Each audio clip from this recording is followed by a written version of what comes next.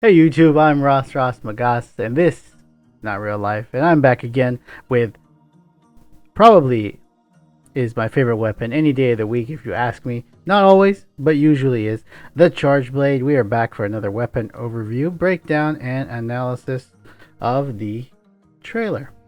And to get started, I just want to point out, I really love how this outfit looks and this one looks. So I'm looking forward to having this later armor because, like I said, I think the previous, maybe not the exact previous one, but one of the previous videos, that I generally choose a female character when I'm playing Monster Hunter, or maybe most games when I get the choice. But I'm really glad. I love this style. Like it's creep.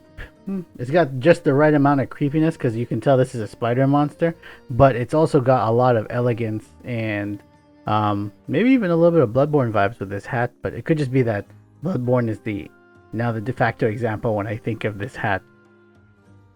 I love this elegant but deadly look, and let's investigate what the Charge Blade does. Like the others, I've already seen this trailer a couple times here, so let's see if I've missed anything. But if I recall, unlike Gunlance, who Gunlance mains are eating real good, they got a lot of cool changes. But we got some cool changes here for the Charge Blade, but not as many as the Gunlance. But let's take a look back up. All right, so display the shield, and it just looks so good in game too.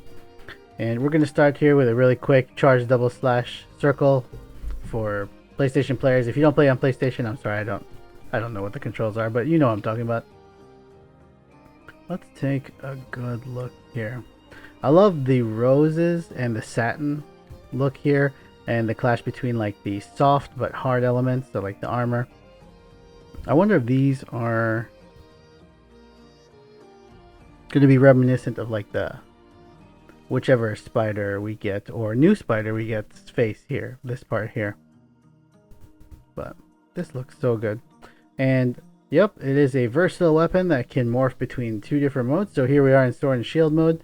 So you get a pretty robust shield and a sword. You can move around pretty quick, do some combos. It has mobility, so you're trading mobility for power when you switch, for those of you who don't play Charge Blade.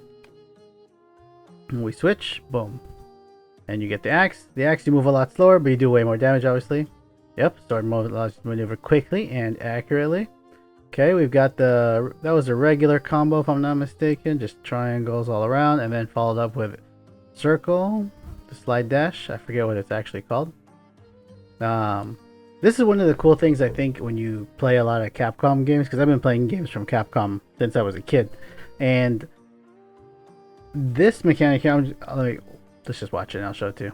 Okay, so triangle, triangle, return stroke, double charge slash, yep, then move, boom. That side, you can move forward, left, back, and right? Yeah, forward, left, back, and right. The cardinal directions from where your character is facing. This mechanic has been in like Capcom games for like forever. Like you can do it in Devil May Cry. I think it's basically how Resident Evil works, right? So like the old ones, you could walk forward, you can step backwards, or you turn to either side until they change the tank controls.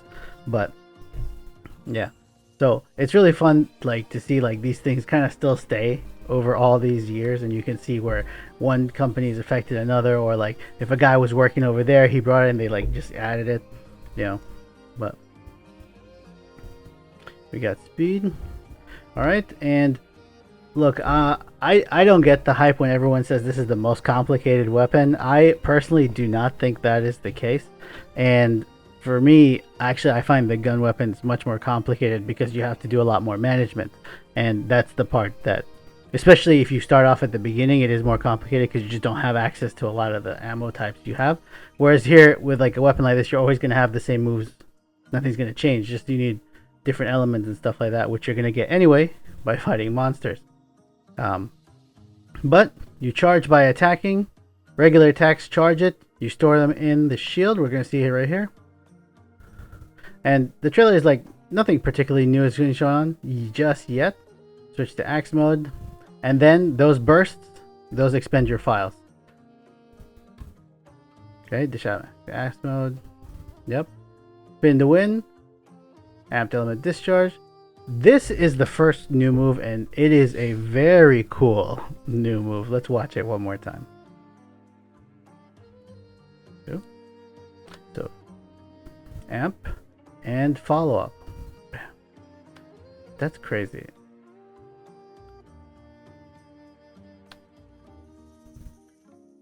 Spin to win, okay. Circle. Amped element. I guess you just do it again.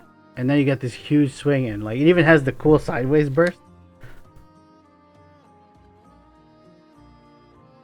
Okay, watch the burst.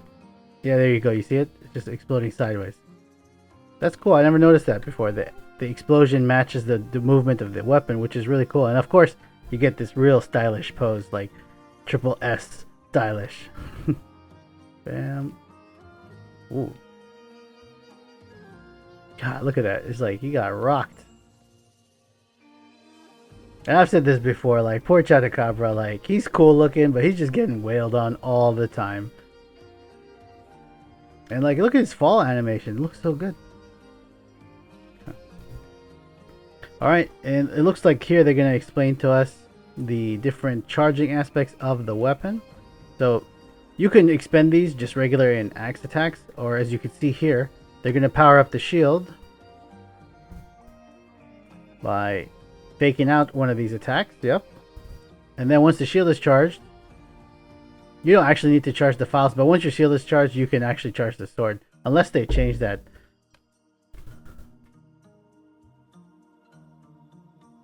Did we miss anything? Charge. Yep. Into shield. Charge again. Into sword slam. Okay. Okay, these are regular strokes. And for those of you who don't know, now your sword will do all the same element or impact damage that the files were going to do. So whatever file type you have, your sword will not get that. Actually, now that I think about it, I wonder if they're going to add a different file type for this guy. In general, there's two file types. There's elemental, where you do elemental damage, and there's impact, where you do like impact damage. So it's like non-elemental damage, but can do KO and stun. Okay, let's check out the focus moves. Double standing swipe into Savage Axe, and I love this pizza cutter, like chainsaw. It looks so good.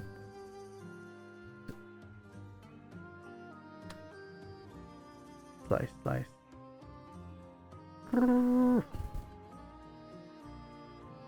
Alright.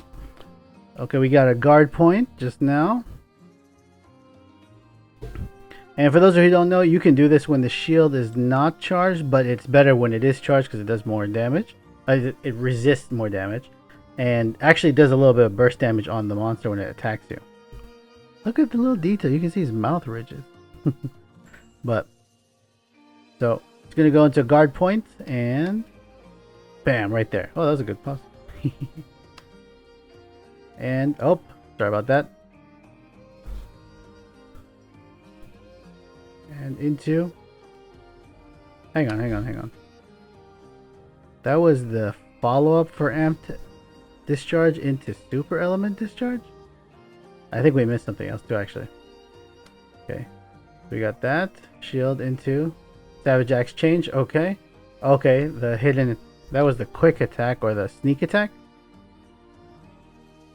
You can't hear it in this video, but I hear it in the trailer. You hear the little boom. Boom, there it is.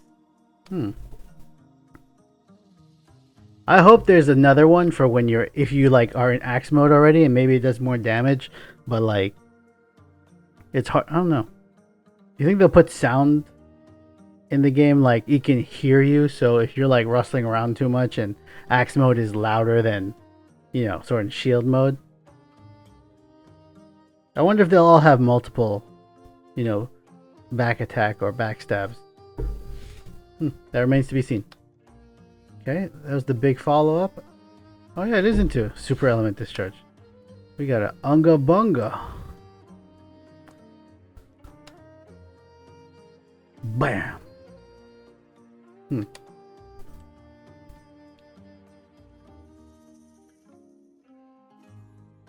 I love that pose. That's so cool. Okay. I guess they're adding more moves for different variety, because earlier we saw it like, where was it? Was it here? No, we have to charge the files first. Yeah. Okay. And I think it was here. It does the spin to win, and then we see the regular element discharge plus the follow-up. Which, if you have the patience and the timing to do, probably does more damage than the Unga Bunga, just let everything blast. But it might be better to take the advantage of that. So they're giving us lots of options to play differently. I'm glad that everything is back together though. In Rise, one of the things I really didn't like is that like you couldn't use Savage Axe and use Charged Sword at the same time. And I didn't really understand why. But I guess they felt it was too powerful. I don't know. They needed to split things up so you could make use of the switch skills, I guess. But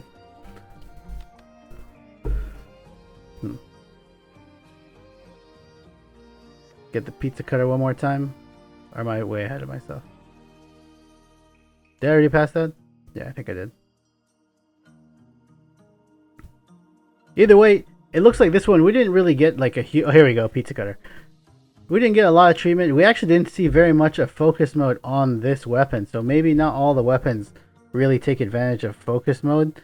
Like on Insect Glaive, there was a lot of parts where he was running around in focus mode and he moved pretty quick and things like that. Gunlance had that really cool like drill claw, and God, I can't wait for them to put out the demo so we can find out. Well, Gamescom is coming up and I am still psyched. Hope you guys are too. And that was basically my favorite weapon in Monster Hunter, the Charge Blade. Let me know if you're a Charge Blade main as well. If you believe the hype, is it as hard as people say? You gotta be a genius mathematician just to understand it. Or, you know, it is kind of simple. You charge it, you blast them. And, well, either way, let me know if I'm wrong or if I'm right in the comments. I'm Ross Magas. This is Not Real Life. Thanks for watching, and I'll see you guys in the next weapon video.